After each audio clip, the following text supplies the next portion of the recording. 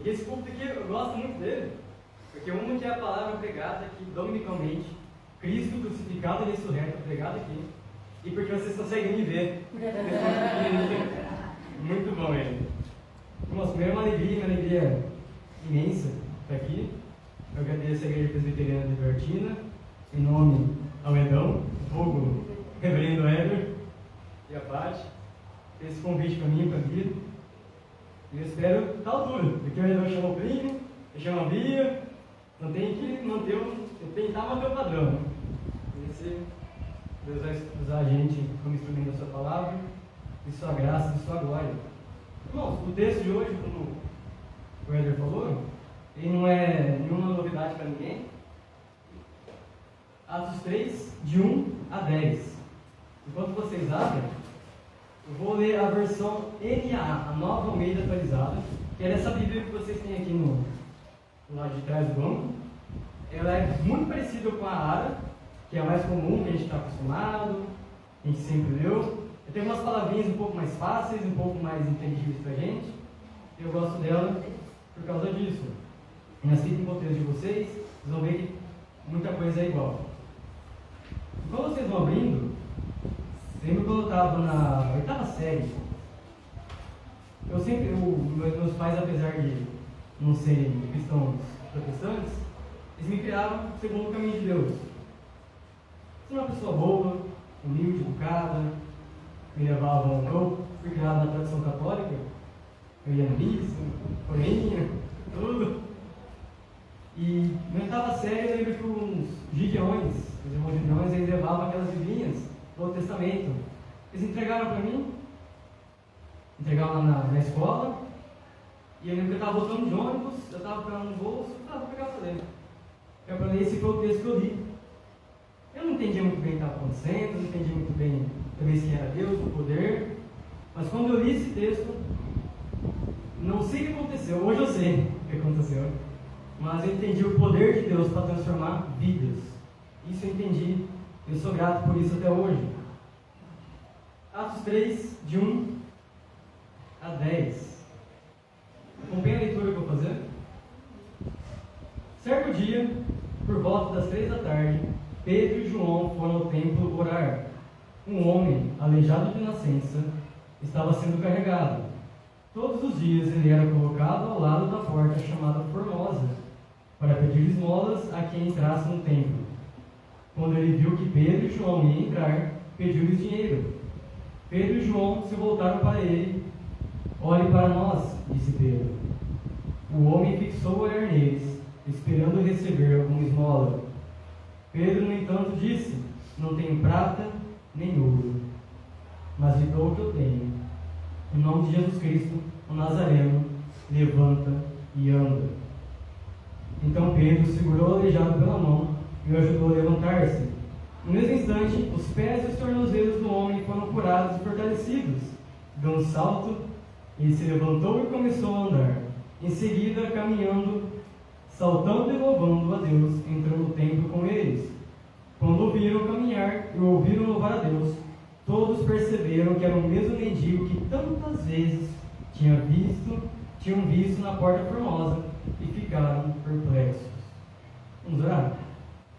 Deus Pai Todo-Poderoso, Senhor que é o grande Criador, o Senhor que criou os céus e a terra, Sua palavra está aberta, Sua palavra está exposta, que através do Espírito Santo, nossos corações, que a terra dos nossos corações seja arada, que a terra dos nossos corações seja fortalecida, seja regada, que a semente de Deus, a semente da palavra que é Cristo, possa atuar no nosso coração, possa crescer, possa florescer, para cada vez mais e mais nós possamos louvar o Senhor, bendizer o Senhor e caminhar segundo a doutrina dos apóstolos. Pai, que o reino avance e que nós não fiquemos parados, que Cristo cresça, que a gente diminua. Amém. Gente, o Evangelho de Lucas e Atos, a gente sabe pela tradição, a gente sabe pelos textos, que foi o apóstolo Lucas que fez, o famoso médico amado. Ele tem o mesmo destinatário, ele é entregue ao tal de Teófilo. excelentíssimo Teófilo, muito provavelmente algum governador de Roma, por causa desse título excelentíssimo. E Lucas então vai continuar o relato da vida de Cristo, só que agora focado através dos apóstolos. Cristo continua vivendo, Cristo continua atuando, Cristo continua reinando agora.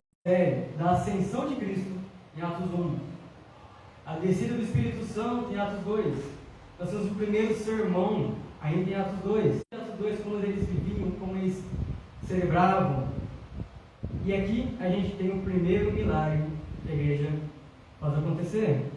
Lucas ele vai pintando, através do quadro do Evangelho, uma comunidade muito bonita, com muita paz, muita afetividade, uma comunidade que tinha recebido o perdão do Espírito Santo, que tinha recebido o Espírito Santo a agir com poder, com glória, com graça. O amor, a alegria e a paz reinavam nessa comunidade. Eles foram comissionados por Cristo enquanto emissários, enquanto aqueles que vão levar a palavra desse reino. Uma vez comissionados por Cristo, através do poder do Espírito Santo, eles estavam no início de uma grande aventura missionária que o Lucas vai narrar aqui. No capítulo anterior, em Atos 2, ele vai narrar de forma bem resumida que os apóstolos realizavam muitos milagres. Em Atos 2:43, realizavam maravilhas e sinais miraculosos. Que milagres são esses? Que milagres foram esses? Atos 3 vai tratar disso. Lucas vai descrever esse, como a gente acabou de ler, é a cura do coxo, a cura daquele que era aleijado. Uma vez é seguido então pelo sermão de Pedro, depois a gente tem a perseguição, e por causa desse milagre, por causa do sermão poderoso de Pedro, mais 5.000 pessoas foram acrescentadas ao reino de Deus. O grande tema dessa mensagem é o poder transformador do reino de Cristo. A gente vai dividir em duas grandes partes. A primeira, de 1 a 5, o cenário, como que a coisa começou a acontecer. De 6 a 10, o milagre em si e os seus desdobramentos. As de 1 a 5, a gente vai notar que o Lucas aqui ele vai usar a mesma estrutura que ele usou em Atos 2.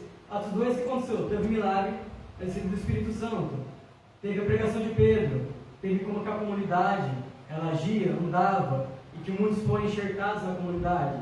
Atos 3 e 4 vai trabalhar isso. Da mesma maneira, tem o milagre, tem o sermão de Pedro, tem a prisão de Pedro e João, e tem o avanço do reino, tem pessoas sendo acrescentadas na igreja.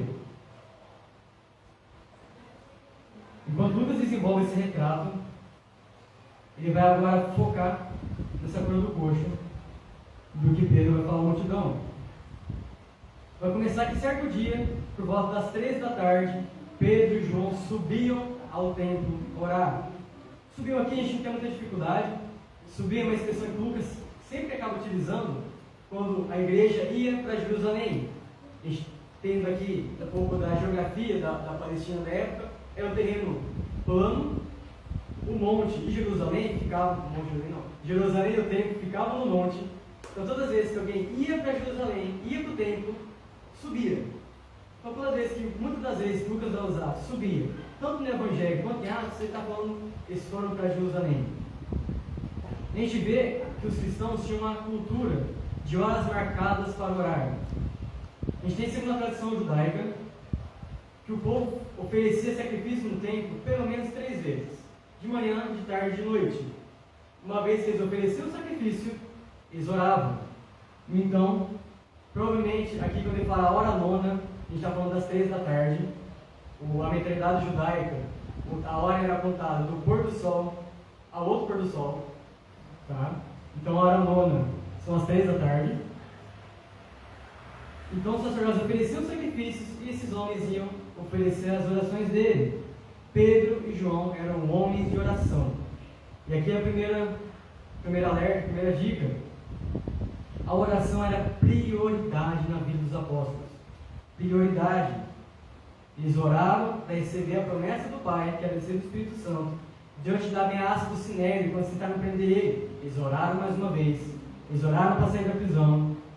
Pedro, com o tempo deles, orou para poder pregar esse Cristo, independente se Roma e a Judéia iam contra eles. Oração e oração. Essa é a prioridade deles. Uma vez perguntaram para um famoso pregador batista, Charles Spurgeon, qual que era o segredo do ministério dele. Charles Spurgeon, ele enchia igrejas com 2, 3 mil pessoas. Ele falava: eu trabalho de joelhos.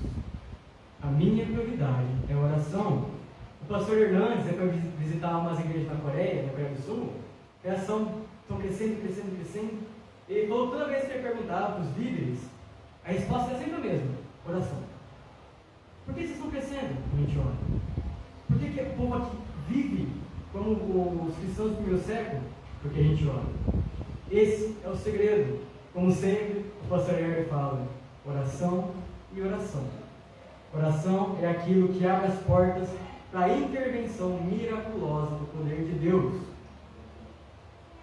Igreja Presbiteriana de Duartina, sempre ore, não cesse de orar. Assim como o apóstolo Paulo falou.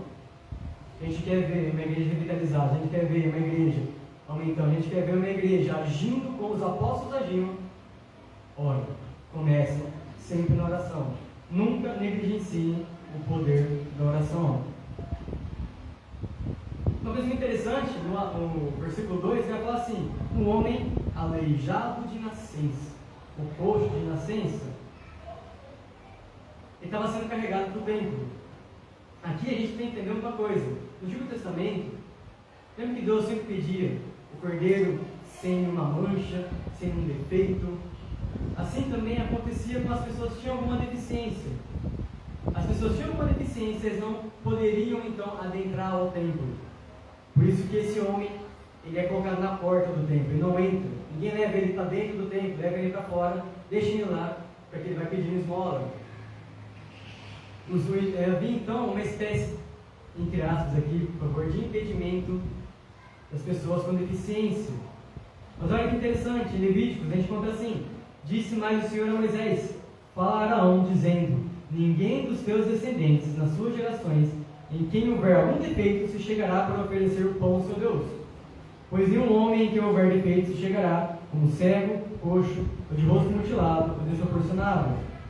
Porém, havendo nele algum defeito, se for coxo, ou se tiver um defeito grave, não sacrificará para o Senhor teu Deus. A gente fica: meu Deus, como assim não pode sacrificar? Mas olha que interessante, Deus, ao mesmo tempo que aqui ele estava preparando o reino dele, aqui ele está preparando algumas coisas específicas para acontecer, ele tinha um grande respeito à dignidade da pessoa humana, e principalmente a pessoa com deficiência. Levíticos, nesse mesmo livro, vai falar assim: não amaldiçoas o surdo, nem ponhas tropeços diante do cego, mas temerá teu Deus. Aqui o texto parece dizer o seguinte: você tem que ter medo, você tem que temer é Deus. O surdo não ouve o que você faz, o cego não vê o que você faz, mas Deus vê, Deus ouve. Aqui então esse Deus que escuta, que vê, tem profunda amor, tem profunda misericórdia com aqueles que têm deficiência, aqueles que são explorados, aqueles que são injustiçados. Deus, que é o defensor dos fracos, vocês devem temer a Ele, porque Ele respeita a dignidade da pessoa com deficiência. Deuteronômio fala o seguinte: expressando os mandamentos em forma de maldições, diz: maldito quem desviar o cego do seu caminho. Aqui às vezes a gente tem que espiritualizar, os cegos somos nós, somos cegos para o reino de Deus. Mas literalmente Deus está falando o seguinte, trazendo para os dias de hoje: se você vê algum cego aparecendo na rua, e você tentar desviar ele, tentar fazer alguma sacanagem com ele, Deus vai cobrar isso. Você vê alguma senhorinha com alguma deficiência atravessando a rua, você com uma maldade terrível passar a perna, tentar tirar a bengala, Deus vai cobrar. Deus ama e Deus tem misericórdia profunda de toda pessoa, principalmente da pessoa com deficiência, seja ela uma deficiência de nascença, uma deficiência permanente ou temporária. Essas pessoas então, quando eram curadas, elas poderiam então voltar a oferecer sacrifício a Deus, elas poderiam então voltar a permanecer dentro do reino de Deus. Olha o que Jesus vai fazer quando ele cura o leproso. E eis que o leproso, tendo se aproximado, adorou, dizendo: Senhor, se quiseres, pode purificar-me. E Jesus, estendendo a mão, tocou-lhe, dizendo: Quero que fique limpo. Imediatamente ele olhou para ele e ele ficou limpo de sua lepra. Disse Deus então: Olha, não digas a ninguém, mas vai mostrar-te ao sacerdote e fazer a oferta que Moisés ordenou, para servir de testemunho ao povo. Cristo então, quando ele cura, ele devolve essa pessoa, ele traz essa pessoa para o reino dele, que é o reino, lembre-se, quando você na terra vier, não vai ter dor, não vai ter choro, não vai ter doença. Jesus trouxe essas pessoas de volta ao reino de Deus. Por que muitas vezes a gente acaba impedindo essas pessoas de ficarem no reino de Deus? Poucas são as comunidades, igual a Igreja Presbiteriana do Artinda, que tem uma sensibilidade à pessoa com deficiência.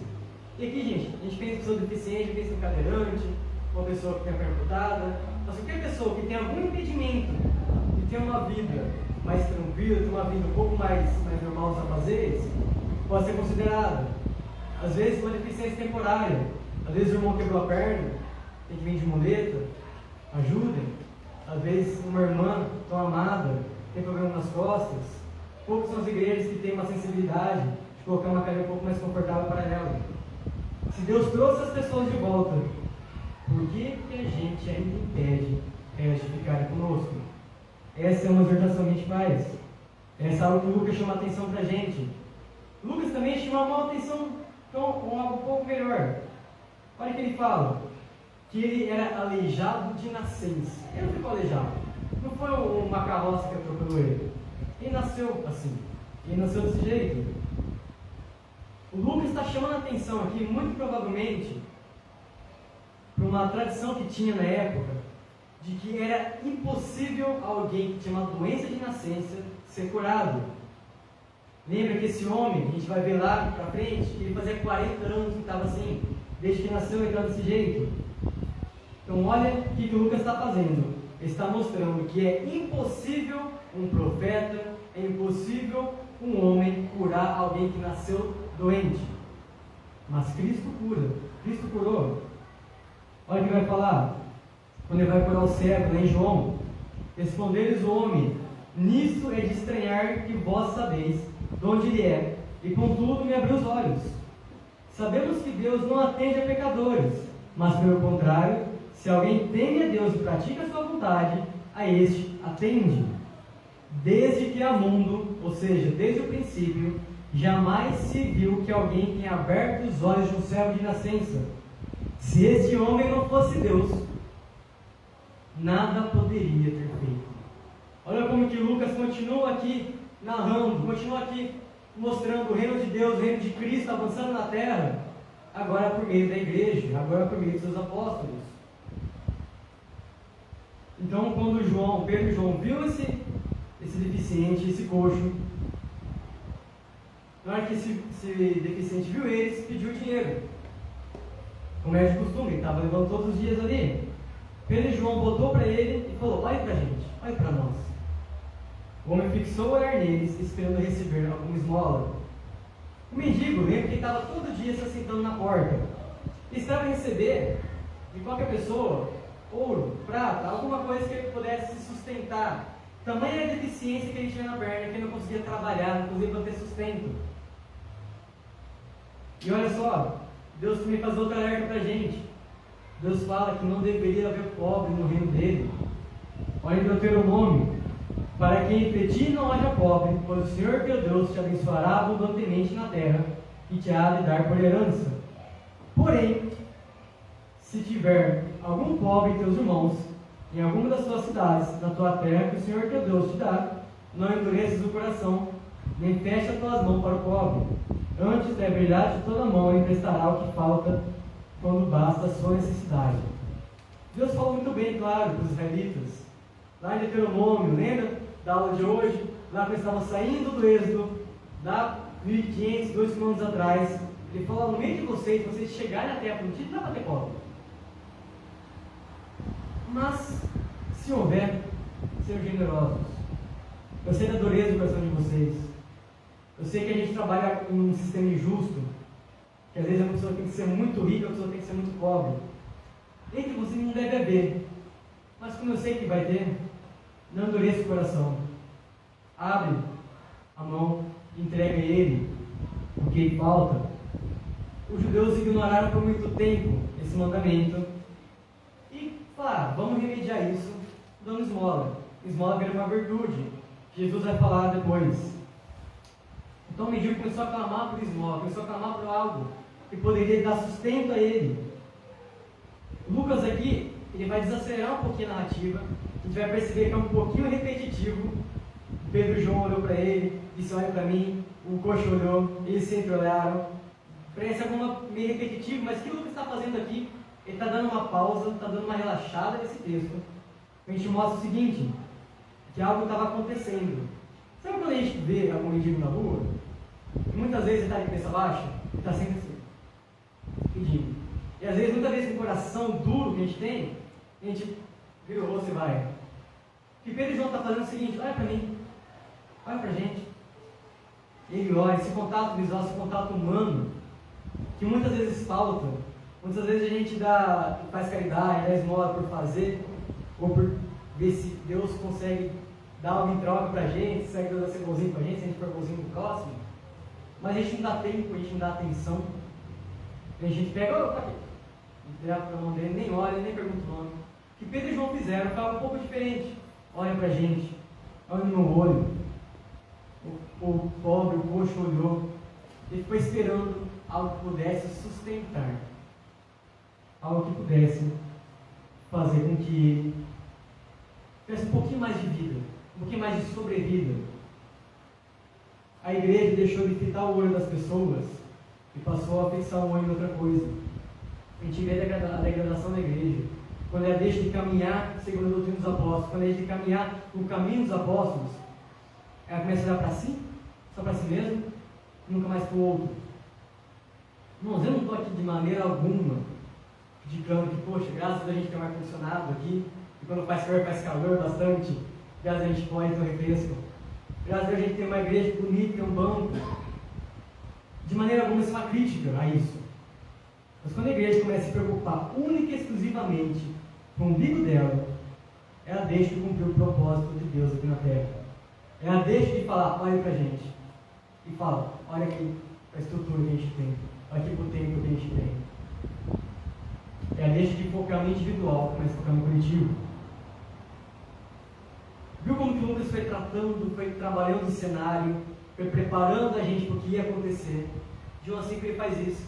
E agora de 6 a 10 vai fazer um milagre, vai narrar o que aconteceu depois. Depois que os outros sempre olharam, veja o que aconteceu. Pedro, no entanto, disse, não tenho prata nem ouro, mas lhe dou o que eu tenho. Em nome de Jesus Cristo de Nazaré, levanta e anda. Gente, isso aqui é magnífico. A igreja percebeu que nada é dela. A igreja percebeu que se tudo que ela tem é de Cristo, se a igreja percebeu que tudo que ela tem é Cristo, ela percebe que nada é dela, ela percebe que nada ela possui. Luiz Saião vai falar, um grande teólogo batista, vai falar o seguinte: quando a igreja ela percebe, ela sente o poder do Espírito Santo, percebe Cristo como rei, como o grande governador do universo, ela vê que ela não tem nada. Por isso que ele partilhava. Lembra o último sermão do reverendo Éder? Ele vai partilhar, vai se desprender de tudo. Se eu tenho 2 camisas, uma eu dou para quem não tem. Se eu tenho 2 cobertores, uma eu dou para quem não tem. Se eu tenho 2 quilos de arroz e minha família vive com um, eu dou esse um para quem não tem. A igreja começou a partilhar, porque ela percebeu que nada é dela. E o Senhor vai falar que esse sentimento de posse, esse sentimento que a gente tem de ter alguma coisa, é diabólico, é terrível, é contra o reino de Deus. Profunda admiração que ela tinha por Cristo, profundo é a admiração e o temor que eles tinham por Deus. Tudo era em comum.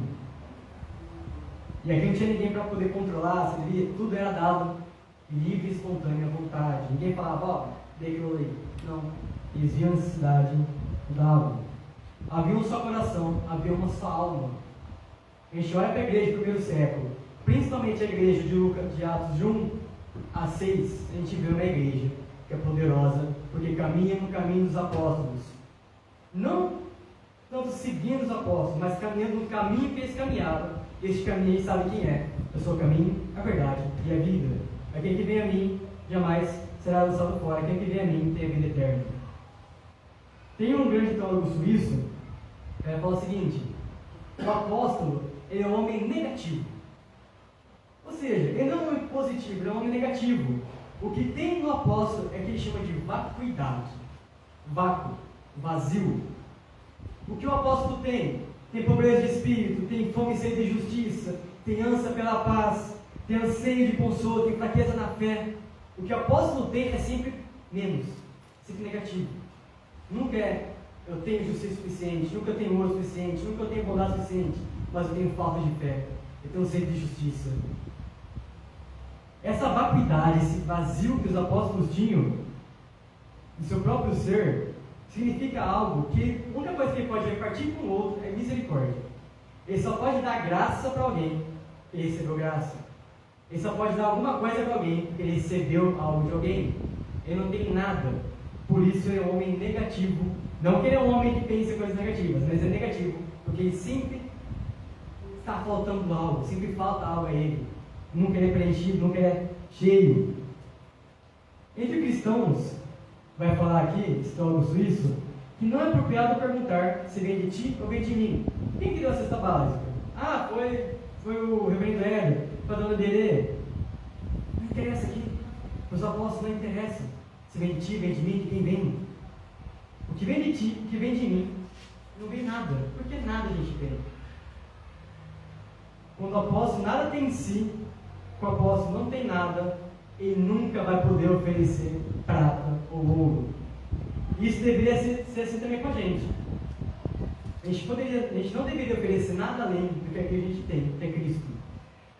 Isso deveria partir para nossas igrejas, partir esse pensamento apostólico para nós, a gente perceber que a gente tem aqui é um vazio que só é preenchido por Deus.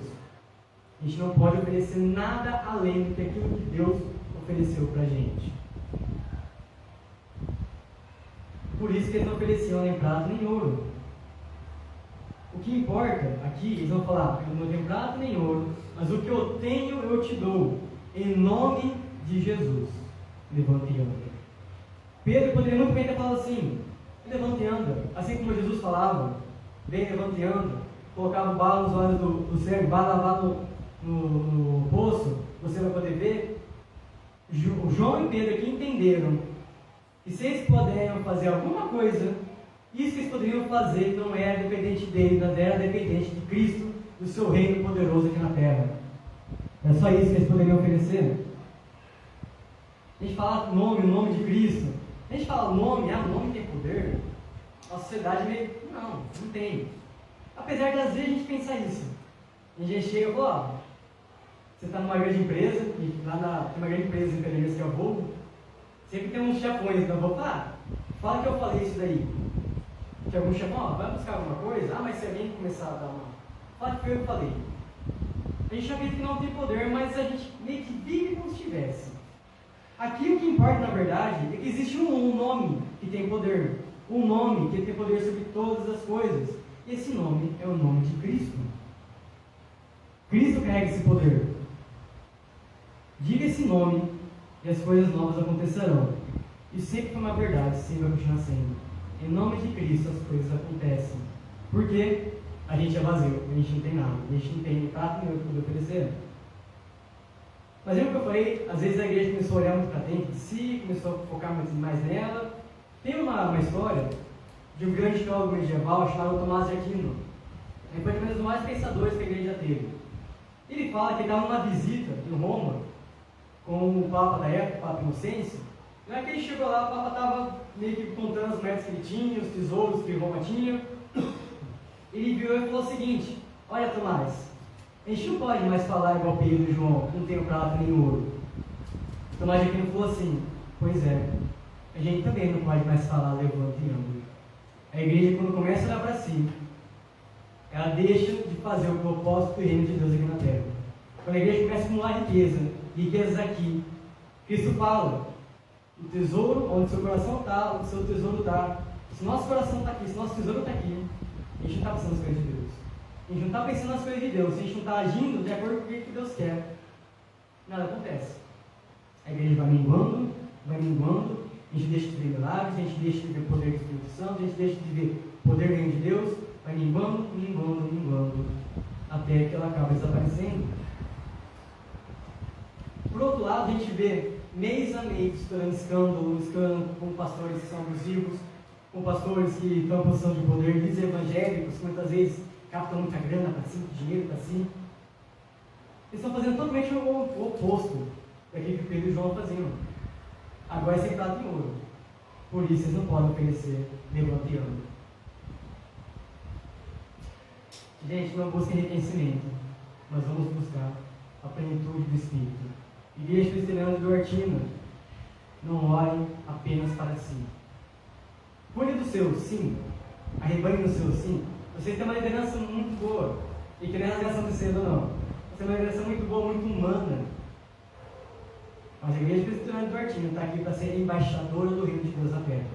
Proclamar o reino de Cristo. E a gente proclama o reino de Cristo. Uma, pregando mesmo, falando. E dois, agindo. Agindo como se o próprio Cristo estivesse aqui.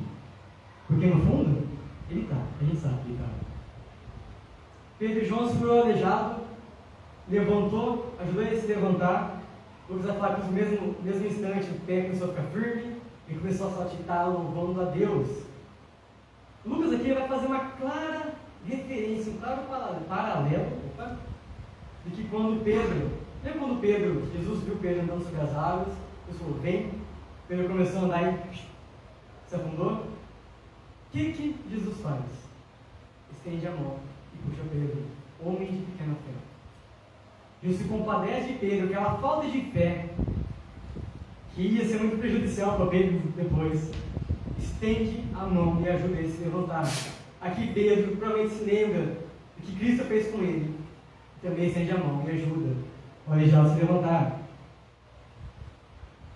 O homem teve o tornozelo e os pés fortalecidos e curados. E este milagre foi uma das provas que o reino de Deus tinha chegado à terra. Cristo sempre falava, o reino de Deus está aqui, o reino de Deus está aqui nesse lugar, o reino de Deus chegou. Milagres aconteceriam, porque o reino de Deus está aqui. Cerca de 600 anos antes de Jesus, tem o profeta Isaías, vai falar o seguinte, vai falar, quando o reino de Deus vier à terra, vai falar lá em Isaías 35, os coxos saltarão como servos, a língua dos mudos cantará, pois águas arrebentarão do deserto e ribeiros do Hermon. Isaías já tinha aqui profetizado, quando o reino de Deus desceria à terra, coxos iam saltar. E o que acontece aqui, irmãos? Um coxo salta e louva a Deus. O reino de Deus chegou. Aleluia, está aqui. Isso é muito importante a gente lembrar. Muitas vezes tem um teólogo anglicano que vai falar o seguinte, a gente acha que para a gente morrer, a gente vai ter uma ideia de um céu. Sabe aquele céu bem de cinema? Todo mundo de camisetinha branca, tocando harpa, com os anjinhos. Uma ideia parecendo meio que o Gasparzinho, meio que o Penadinho, o Luiz de Souza. Vai ficar lá, perambulando. Não. Os gregos pensavam assim, como que Cristo pensava? O reino de Deus desce até a terra. Isso é o fim. Deus faz tudo novo, quando a gente viu aqui na escola dominical, Deus cria tudo de novo. Isso é o fim do homem. O fim do homem, a finalidade para o homem foi criado, foi para gozar Deus e ficar para sempre. Mas como que o homem, então, termina tudo? A nova criação, quando esse reino de Deus, ele vem à terra.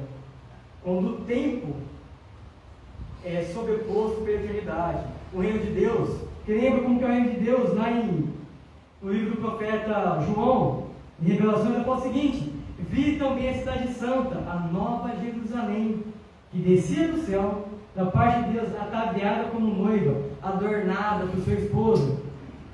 Quando o reino de Deus desce, mesmo que seja por um segundo, mesmo que seja por um lugar muito específico, as coisas voltam a ser como eram para ser. O reino de Deus, como que é o reino de Deus, meus irmãos? Ele vai enxugar as lágrimas. O reino de Deus não vai ter choro, não vai ter morte, não vai ter dor, não vai ter doença. O milagre é isso, o milagre é quando o reino de Deus desce, nem que seja por um segundo. Esse coxo, que não era para ser assim, que era para ser com as duas pernas fortalecidas, por nosso pecado, por uma vez que a gente pecou, a gente caiu, a gente trouxe maldição à terra. Deus transforma o mal em bem, trazendo o reino de Deus à terra. E isso acontece e reverte tudo o que aconteceu. Aquele que nasceu coxo não era para ter sido coxo. Mas o que acontece? Ele volta a andar, porque o reino de Deus desceu para ele. Nem pranto, nem choro, porque todas as coisas passadas já se foram, e tudo se fez novo. O homem atribui então esse milagre a Deus, e sai saltitando, glorificando a Deus, caminhando com os apóstolos a partir de agora. Rapidamente se forma uma grande multidão. Você já começa a falar, opa, peraí, é como assim, esse coxo está andando, está pulando e estava até agora, estava até ontem aqui pedindo esmola para a gente, agora está entrando no templo, está entrando no lugar sagrado, agora está andando, está saltitando, o que está acontecendo? Por décadas esse homem pediu esmolas, por décadas ele ficou dependendo para poder sobreviver. Ele recebeu muito mais do que ele pediu. Ele pediu ouro ou prata, e o que ele recebeu foi o reino de Deus. O que ele recebeu foi o poder de Cristo. Lucas, então, ele vai falar que ele já estabeleceu essa familiaridade com esse povo. Então, já conhecia esse coxo. Por isso que eles ficam então surpreendidos. Eles ficam, meu Deus, o que está acontecendo aqui? E agora, lembra, Pedro vai pregar, mais 5.000 pessoas vão ser enxertadas no reino de Deus. Eles viram esse milagre e sabiam quem era aquele coxo, provavelmente eles sabiam o nome, mas anos e anos negligenciaram ele. E agora, e veem ele andando com os apóstolos, esse testemunho, poxa vida, esse Jesus, talvez, era o que ele realmente falou que ele era. Então, esse Jesus que a gente mandou crucificar, talvez realmente era o rei, talvez realmente era o Messias prometido. Mas olha que interessante, a demonstração do reino de Deus, do poder de Jesus, acontece não dentro do santuário, não dentro do templo, não está atrelado a alguma instituição, alguma denominação, mas está fora do templo. Esse homem estava na escadaria, não estava dentro. Deus é um Deus que não fica confinado. Lembra? Ele não é contido em paredes, não é contido em casas que a gente pode construir. Esse Deus, ele prefere se tabernacular na forma do seu Filho, e habitar entre a gente, agora através do Espírito Santo. Daqui em diante, olha o que vai acontecer.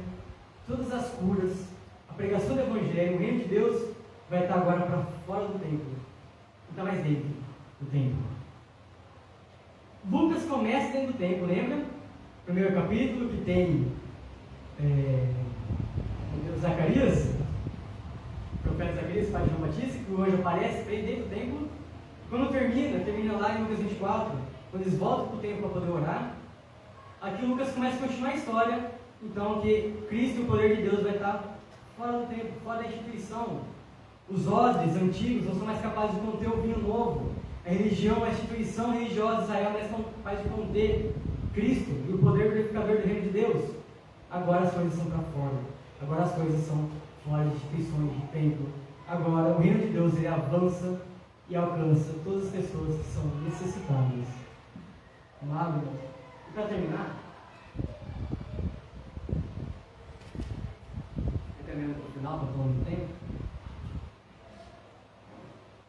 tem uma ilustração de um teólogo americano que vai falar o seguinte, que certa vez tinha um rapaz que ele entrou numa igreja sorrateiramente, sem nem perceber, porque ele estava a fim de uma menina do coral.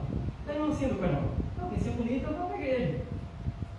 Ele esperava que se estivesse no culto, eu poderia pelo menos ficar perto dela, eu poderia notar ele. Ele vem no culto. Talvez seja um homem de Deus. Talvez eu consiga namorar ele. Então ele entra, só que é o seguinte, chega o diácono para ele e fala o seguinte, irmão, viu, a pessoa que ia ler aqui o texto não veio. Você pode ler pra gente? O moleque fica, vou, né? Travado assim, vou ler. E aí, então, ele pensou, eu vou ler, ela vai ver eu lendo. Poxa, vai pensar melhor ainda de mim, né? Fica mais impressionado comigo. Chega o momento, ele levanta e abre a Bíblia para começar a ler. A leitura estava no Evangelho de João. Eu lhes asseguro que aquele que não entra no aprisco das ovelhas pelo portão, mas sobe por outro lugar, é ladrão e assaltante. Bernec percebeu o que tinha acontecido ali. Eu não entrei pelo rumo certo, eu não entrei pelo motivo certo. E se viu atônito, se viu desesperado. Porque é exatamente o que ele tinha feito, ele tinha entrado para poder ver a menina, para poder chegar perto da menina. E Jesus deixa bem claro que ele não entra pela porta, entra por outro lugar. É ladrão, é assaltante. Ele era como um bandido, porque ninguém viu ele chegando. Continuou: eu sou a porta das ovelhas. O ladrão vem apenas para matar, roubar, destruir. Eu vim para que tenham vida e vida em abundância. Esse teólogo vai falar o seguinte: que alguma coisa aconteceu no interior desse rapaz, que ele parou de pensar nele mesmo. Quando ele leu esse texto, ele parou de pensar nele, parou de pensar na garota, e pensou o seguinte: meu Deus, que hipócrita que eu sou, que coisa errada que eu estou fazendo. Ele começou a pensar em Jesus, começou a pensar nas palavras que Cristo tinha falado para ele. Esse virou para o pastor e falou o seguinte: isso é verdade? É verdade que eu estou lendo? É verdade que aquele que entra pela porta, Cristo é a porta, vai ter descanso, vai ter vida eterna? O pastor sorriu e falou: é verdade. Por isso que a gente está aqui. Vem você também para cá. Vem para cá. O rapaz então se viu emocionado diante da presença do amor de Jesus. Se encheu do Espírito Santo, que moveu através dos apóstolos. Sentiu Jesus chamando ele para ele seguir. Foi como uma ovelha grata ao pastor em quem pôde confiar. Como uma ovelha grata, pôde orar para o pastor, e que esse pastor sabe levar essa ovelha para pastos verdejantes, sendo seguro. Esse foi o que esse menino sentiu. Esse menino recebeu muito mais do que ele tinha pedido. Ele pediu para Deus uma namorada. Ele alcançou a vida eterna. Assim como o coxo pediu para os homens ouro ou prata, ele recebeu a cura, recebeu Cristo. Será que a gente tem para dar aquilo muito mais que a gente tem para dar? A gente se lembra quando a gente recebeu muito mais do que aquilo que a gente pediu. A gente recebeu o Espírito Santo, a gente recebeu o reino de Deus na terra. A gente pede muito pouco, e tem que ser. Porque aquilo que a gente recebe é infinitamente maior do que a gente merece. O que a gente recebe é infinitamente melhor e maior do que a gente pede. De todas as coisas extraordinárias que a igreja pode oferecer, sim, presbiterianos acreditam em milagres, presbiterianos acreditam na cura. Tá? Às vezes pode parecer que não, a gente acredita nisso, na coisa extraordinária. A gente ora pelos nossos enfermos. Não vamos orar só para vamos orar só para desencar a consciência, não, a gente acredita. Deus cura. A gente já viu Deus curando. A gente já viu o poder de Deus na terra. A gente já viu isso acontecendo. Mas de tudo a gente pode oferecer, a coisa mais extraordinária é Cristo. Se a gente pode oferecer cura, muito maior é poder oferecer Cristo para as pessoas. E essa é a nossa maior obra. Esse é o nosso dever. A igreja embaixadora do reino de Deus na terra. Uma igreja que caminha com os apóstolos. Não só seguem eles, mas caminham no mesmo caminho que eles andam, que é Cristo. Eu sou o caminho, a verdade e a vida. A gente caminha até a perfeição, até atingir a maturidade. A gente pode viver então dedicando o nosso coração ao ensino dos apóstolos, à repartição do pão e do vinho, à repartição de agasalhos, à repartição da palavra. A gente pode então andar e caminhar louvando e glorificando a Deus. E a gente viu o poder de Deus aqui.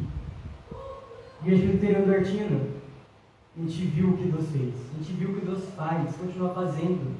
Os milagres não pararam por aí. A gente acaba lendo, a gente termina lá no finalzinho de Atos, a gente acha que acabou. Não acabou. A missão continua. O reino de Deus está vindo, está chegando. Ele está aqui de uma maneira mais espiritual, mas vai voltar de uma maneira completa e poderosa. Quando esse reino vier, e ele vem, Cristo volta. A gente pode acreditar muito bem nisso. Quando vem, quando vier, as coisas vão ser muito diferentes do que elas são hoje. A gente vai ver coisas sendo vistas, coisas acontecendo. Eu na minha igreja caminho o caminho dos apóstolos. A gente vê o reino de Deus avançando na terra. A gente vê os santos sendo acrescentados a esse reino. Que Deus nos cure, que Deus nos una, que Deus nos ajude. Amém. Vamos orar? Deus Pai Todo-Poderoso, Criador dos céus e da terra, nos transforme, nos cure, nos faça instrumentos do seu reino, nos molde segundo Cristo, nos faça cada vez mais parecidos com o seu Filho amado, nos fortaleça para que a gente possa caminhar no caminho dos apóstolos, a gente possa caminhar na partição do pão, do vinho, a gente possa caminhar unidos em oração e em louvor a Deus, caminhando então como estandartes de Cristo, como embaixadores de Cristo, aquele que é o vosso Filho, nosso Senhor e Rei, que carregou sua cruz por nós, nossos pecados, mas que vai fazer tudo novo, tudo transformado. Amém. Amém.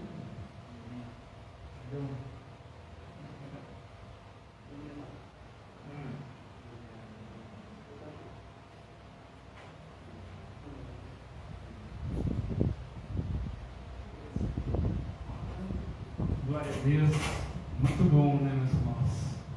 A palavra abençoadora, que eu e você possamos viver esse poder de Cristo que transforma, esse poder de Cristo que cura, esse poder de Cristo que muda as vidas.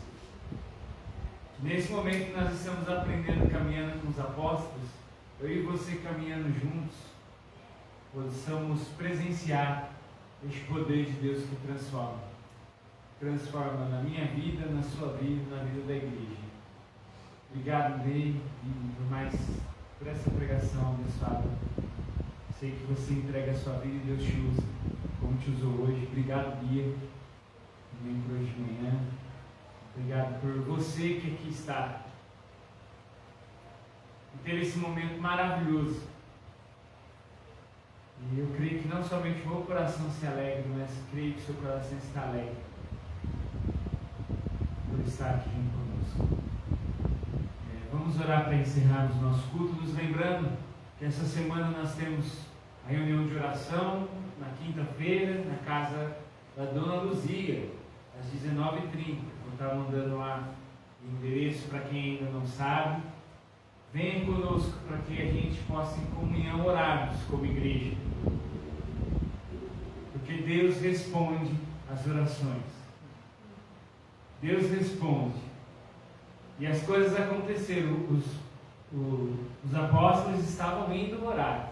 A prioridade deles era a oração. E essa tem que ser a minha, a sua prioridade, a prioridade da igreja. E após também o culto, nós teremos o nosso cafezinho ali, com a pipoca. Então não vai embora, não vai embora. Fiquem com a gente, vamos bater um papo, ter esse momento gostoso de comunhão. E que Deus abençoe essa semana, ilumine essa semana. Não se esqueça que eu, pastor, estou aqui de terça a sexta no gabinete, toda manhã. Do que você precisar, o contato do pastor está no grupo da igreja. Vamos caminhar juntos, para que o nome da nossa igreja não seja somente conhecido, mas que seja evidenciado em nossas atitudes, Cristo, que essa igreja seja a igreja de Cristo aqui em Bertim. Amém. Vamos orar para encerrarmos nosso culto. Querido amado Deus, obrigado, Senhor, pela Tua palavra. Obrigado, Senhor, porque o Senhor nos mostra que o poder do Teu Filho Jesus muda a história das pessoas.